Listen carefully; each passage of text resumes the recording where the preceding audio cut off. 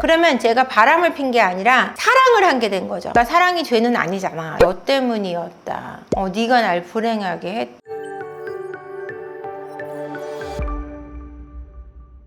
외도한 배우자가 이혼을 요구하는 경우를 제가 좀 정리를 해보려고 해요. 상담을 하다 보니 가정을 지키고 싶어하는 배우자, 외도를 한 배우자, 근데 외도를 한 배우자가 가정을 지키고 싶어 할 때, 안 할 때가 구분이 되어지더라고요. 그래서 제가 그걸 보면서 참 통탄이 되는 경우도 너무 많아서요. 그런 경우를 말씀드리려고 해요. 외도한 배우자가 오히려 이혼을 요구하는 경우가 생각보다 꽤 많아요. 우리가 그걸 100으로 놓고 볼 때 한 40% 이상 외도한 배우자가 이혼을 요구하기도 하거든요. 이 40% 이상 이혼을 요구하는 이유는 여러 가지 이유로 들 수 있을 것 같아요. 그러니까 그 여자하고 관계를 끊을 수 없거나 아니면은 결혼 생활이 불행했거나 여러 가지 경우를 들 수 있는데, 그 중에 이제 세 번째 3위부터 말씀을 드리면 그 여자하고 관계를 끝내고 싶지 않을 때, 그러니까 아주 강력하게 몰아붙일 때 그 여자하고 관계를 나는 못 끊을 것 같아요. 그러면 이혼을 요구해요. 두 번째 2위를 말씀드리면, 쭉 정리를 해드릴게요. 2위를 말씀드리면 내가 결혼 생활이 불행했다라고 믿을 때, 그게 사실인 건 아니에요. 근데 돌아보니까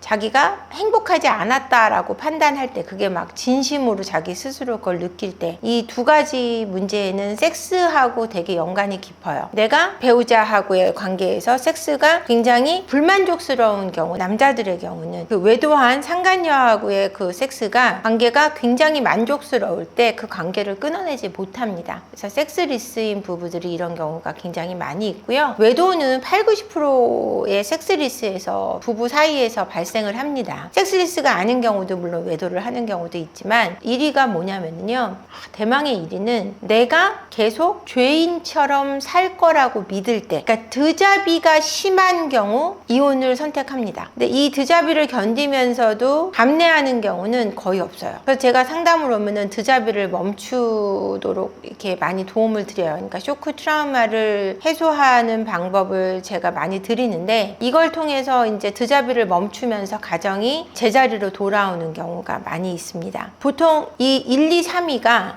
전부 내 죄책감을 지우는데 도움이 되는 거예요. 왜냐면 내가 그 여자를 정말 속궁합이 잘 맞고 너무너무 좋아한다고 생각하는 거예요. 그러면 제가 바람을 핀 게 아니라 사랑을 한 게 된 거죠. 그러니까 사랑이 죄는 아니잖아 라고 얘기를 하거든요. 그러니까 내가 죄를 지은 게 아니라 나는 내 운명의 짝을 찾았어 라고 합리화하는 거죠. 이랬을 때 자기 죄책감을 줄일 수 있고요. 두 번째, 내가 결혼 생활이 불행했어 라고 자기 스스로 이렇게 뇌피셜화 하면, 그게 진짜인 것처럼 믿어버리면 내 잘못이 아니라 내 배우자 잘못이 되는 거예요. 내가 쟤 때문에 불행했으니까. 근데 누군가 때문에 내가 불행한다는 거는 굉장히 힘든 일이에요. 근데 사람들은 다 남 탓을 하잖아요. 그 불행이 내 안에 있는 걸 모르는 거죠. 내가 내 스스로 내 불행을 자처하고 가정까지 깨면서 죄책감을 덜기 위해서는 내 탓이 아니어야 되는 거예요. 그리고 드자비를 많이 했을 때, 제가 이혼을 한다 그랬잖아요. 이 드자비를 했을 때는 내가 이렇게까지 당할 정도는 한 게 아닌 거예요. 이 바람이 더 나쁜 사람도 많아요, 자기 생각에는. 또는 너 때문에 내가 바람을 핀 것도 있는데 네가 이렇게까지 한다는 데 있어서 내가 죄책감을 느끼고 드자비를 당해야 된다라고 생각할 때 이혼을 선택하게 되거든요. 근데 이것도 제가 드자비를 했기 때문에 내가 이혼을 하는 거기 때문에 죄책감을 덜 수 있죠. 사람이 느끼는 감정 중에 가장 힘든 거는 죄책감과 수치심이에요. 이 죄책감과 수치심을 벗어나기 위해서 결국은 이혼을 선택한다고 보셔도 좋을 것 같습니다. 지속적으로 나를 비난하고 죄책감을 느끼게 하고 수치심을 두는 대상과 같이 있고 싶은 사람은 없거든요.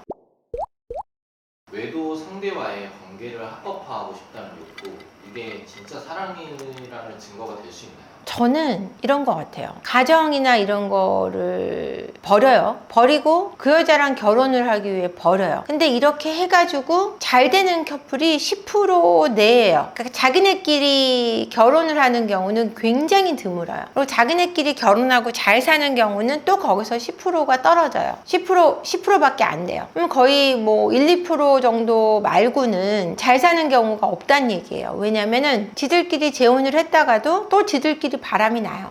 실제로 저는 상담 사례에서 굉장히 많이 보거든요. 바람핀 커플끼리 결혼해가지고 살면서 저한테 상담을 오는 경우가 좀 있습니다. 의외로 오셔가지고든 사실은 우리가 바람 펴서 만난 커플이다 라고 얘기를 하세요. 근데 와이프가 또 바람을 폈다라는 케이스들이 저는 좀 많았는데, 이 와이프가 남자가 바람핀 케이스보다 와이프가 바람피는 케이스가 더 많았어요. 왜냐면은 근데 알고 보니까 이 여자가 그전 남편하고 살 때도 바람을 많이 폈고 나하고도 바람을 핀 거다라고 고백을 하시거든요. 그러니까 이들이 오래가지 못하는 거예요. 근데 이렇게 가벼운 것을 우리는 사랑이라고 부르진 않죠. 그러니까 보통 조강지처나 조강지부 분들이 지들끼리 살아서 악다구니처럼 싸우고 불행해졌으면 좋겠다는 얘기를 하시는데, 그런 소원이 이루어지는 거죠. 사실은 지들끼리 살면서. 그러니까 저는 이걸 사랑이라고 부를 수는 없을 것 같아요. 근데 잘 사는 케이스도 뭐 1, 2% 있으니까 확률이 적어도 뭐 그들이 끝까지 의리를 지키고 살면은 뭐 그들 사이에서는 사랑이라고도 할 수 있겠죠. 근데 저는 사랑이라고 부르고 싶지는 않습니다.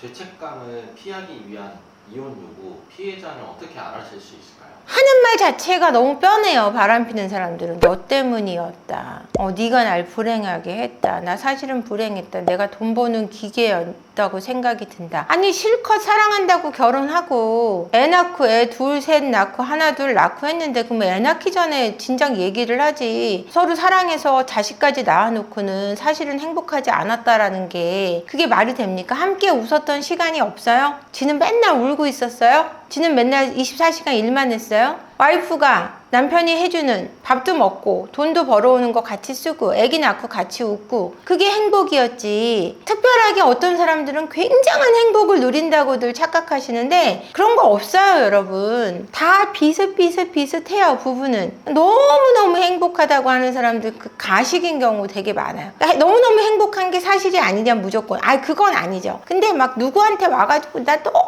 행복해 얘기하는 사람 치고 진짜 행복한 사람들은 별로 없어요. 진짜 행복하고 편안하면 그렇게 말이 많이 필요치 않아요. 자기를 그렇게 드러내려고 노력하지 않아요. 내 스스로 내가 행복하고 충만한데 그게 타인에게 말하고 안 말하고가 뭐가 중요합니까? 그러니까 너무 유난 떠는 거는 행복한 게 아니기 때문에 그렇게 얘기하는 것 자체가 죄책감을 피하려는 의도일 수밖에 없다라는 거죠. 그러니까 바람피는 사람들이 하는 얘기는 다 개소리예요. 그러니까 거기다 의미를 두지 마세요. 거기다 의미를 두셔가지고 뭐 화가 나가지고 펄펄 뛰고 나한테 그런 말을 했다느니 저런 말을 했다느니 힘들어하시는데, 그런 개소리에 반응하지 마세요, 여러분. 그거는 전혀 반응할 필요 없는 얘기예요. 감정 철수 완료란 무엇인가요? 외도하면서 이미 마음이 떠났다는 건가요? 바람을 피는 사람들은 내 배우자에 대해서 감정이 고갈된 경우가 꽤 많아요. 그러니까 이게 왜 고갈이 되냐? 남자 같은 경우는 어떤 섹스에서 오는 만족감이 없을 때, 여자 같은 경우는 감정적인 공감이나 위로를 받지 못할 때, 그러니까 내가 사랑받지 못한다고 생각했을 때 바람을 피기 때문에 이미 감정이 고갈돼서 전혀 없다고 봐도 과언이 아닌데, 상담을 오시는 분들이 그 여자를 사랑했다는 거, 그 남자를 사랑했다라는 사실에 대해서 굉장히 고통스러워하세요. 근데 제가 아까 얘기했다시피 그게 그렇게 사랑도 아니지만 나에 대한 감정이 바닥이 나 있는 거는 맞아요. 그러면은 바닥이 났기 때문에 무조건 가정을 깨야 되냐라고 생각하실 텐데 그렇지 않아요. 그러니까 남자들 같은 경우는 아내한테 아내의 자리가 남아있는 경우도 꽤 많이 있고, 아내들의 같은 경우는 이제 감정이 많이 떠나 있지만 다시 돌아올 수 있는 선이 이어져 있기 때문에 포기할 게 아니라 우리가 그전 관계에 대해서는 끝이 났다는, 그전에 우리의 어떤 애정 관계는 끝이 났다는 걸 받아들이고 새로운 관계를 구축하셔야 된다는 이야기를 해드리고 싶어요. 그러니까 감정이 100% 고갈됐다 라고 표현하기는 어렵지만, 남편들 같은 경우 외도를 했다 그래도 여자들 같은 경우도 함께 가야 되는 어떤 남편에 대한 미안함, 이런 것들이 남아있다는 것만으로도 우리는 새로운 관계를 시작할 수 있는 근간이 되기 때문에, 여러분들이 감정이 끝났다는 사실은 받아들이되 새로운 관계를 구축할 수 있다는 희망도 놓으시면 안 될 것 같아요. 그리고 그 새로운 관계를 구축하기 위한 그런 방법을 찾아내셔야 되는 거지, 예전 관계에 연연해서 우리가 좋았었다라는 초기 시절로만 생각해서 지금 변화되어 있는 이 감정의 선을 받아들이지 못하면 또 우리가 앞으로 나아갈 수 없게 됩니다. 그러니까 그걸 받아들이시고 앞으로 나아갈 새로운 관계를 구축할 수 있는 방법을 찾기 위해 저희 같은 전문가를 그리고 저를 만나시면 많은 도움이 되실 겁니다. 피해자의 반응이 버겁다는 건 이게 말이 되는 이유인가요? 제가 많이 상담 때 하는 건데 피해자가 너무 힘들어하기 때문에 가해자분들이 힘들다는 얘기를 해요. 근데 이거는 진심인 거예요. 왜냐면 내가 피해를 주긴 했는데 피해자가 너무 힘들어하는 걸 보면서 가슴 아픈 경우도 있고요. 왜냐면 너무 미안해서. 이게 죄책감을 느끼게 하는 원인이거든요. 그래서 피해 배우자가 너무너무 지나치게 힘들어해도 사실은 이혼을 하고 싶어 해요. 내가 없으면 이 사람이 덜 힘들지 않을까라는 고백들을 해오시거든요. 그러니까 말이 안 되는 건 아니에요. 이게 또 2차 가해가 되긴 하지만 이 이유로 나는 이혼하고 싶다고 하는 경우도 많기 때문에 내가 막 너무 힘들어하는 걸 보여주면 저 사람이 그 죄책감을 깊이 느끼고 나한테 돌아올 거야 라는 거랑은 다른 반응이긴 한데 우리는 힘들면 도망치고 싶은 회피적인 성향이 누구나 가지고 있어요. 그러니까 불편한 상황을 또 마주하지 못하는 회피적인 성향의 배우자를 두신 분들은 특히 이런 것도 좀 가정을 살리기 위해서는 좀 조절을 하셔야 되고 그 쇼크 트라우마를 꼭 치료를 받으셔야 돼요. 그래야 내가 힘듦에 대해서 나올 수 있고 힘듦에서 나와야 가해 배우자를 다시 새롭게 살 수 있고 나도 새롭게 살 수 있는 거거든요. 그러니까 치료를 받는 거는 가정을 살리기 위해 굉장히 중요한 이슈라고 할 수 있을 것 같습니다. 이혼에 응하지 않는 것이 피해자에게 유리한가요? 이혼에 응하지 않는 것이 유리해요. 왜냐면은 이 외도한 배우자가 이혼을 하고 싶으면 정말 하고 싶으면 재산을 포기하는 경우가 더 많아요. 재산을 좀 더 포기하는 경우가 많다고 설명드려야 돼요. 그러니까 좀 이혼이 너무 하고 싶으면 재산에 대해서 포기를 할 테니 이혼을 해다오 하는 경우 있어요. 이런 경우는 딱 조정 이혼이나 소송 이혼을 통해서 이혼을 하시는 게 좋고요. 어차피 소송을 해봤자 유책 배우자는 승소하기가 어렵기 때문에 참 이건 다행이에요. 그죠? 유책주의여서 우리나라 같은 재산 분할의 이 불균형한 나라에서 파탄주의로 가면 피해를 보는 아내분들이 너무 많아요. 남편분들도 물론 피해겠지만 이 전업주부로 아이들만 양육하신 분들은 이럴 때 너무너무 황당하고 너무 두렵거든요. 돈을 벌고 있어도 두려운데 이혼이라는 것이 내가 혼자 양육하고 육아만 했는데 갑자기 저쪽이 나 싫어한다 그래서 이혼하자 그러면은 끝까지 책임지는 것도 아닌데 외국 같은 경우는 이혼해도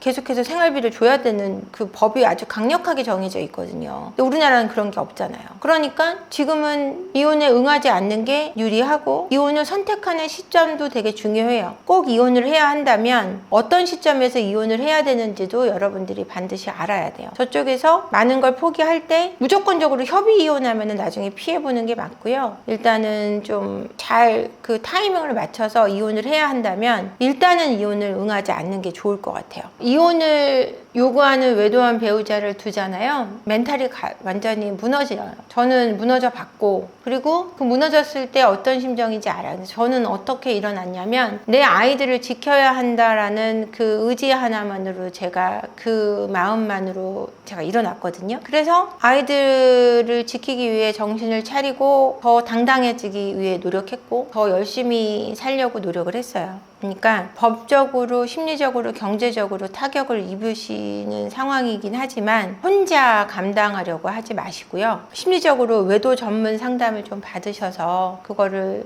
어떻게 대처하면 좋을지를 찾아보시는 게 굉장히 중요할 것 같아요. 혼자라는 생각에서 나오시면 누군가 내 옆에서 같이 든든하게 동행해 준다는 생각이 들면 좀 힘이 생기거든요. 그걸 위해서 저희 또 리어그 세포언니 심리상담소가 있으니까 여러분들 힘들어하지 마시고 함께 할 수 있도록 기회 주십시오. 오늘도 영상 끝까지 봐주셔서 감사하고요. 구독, 좋아요, 라이브를 위한 알림 설정 그리고 댓글들 많이 남겨주세요. 오늘도 고맙습니다.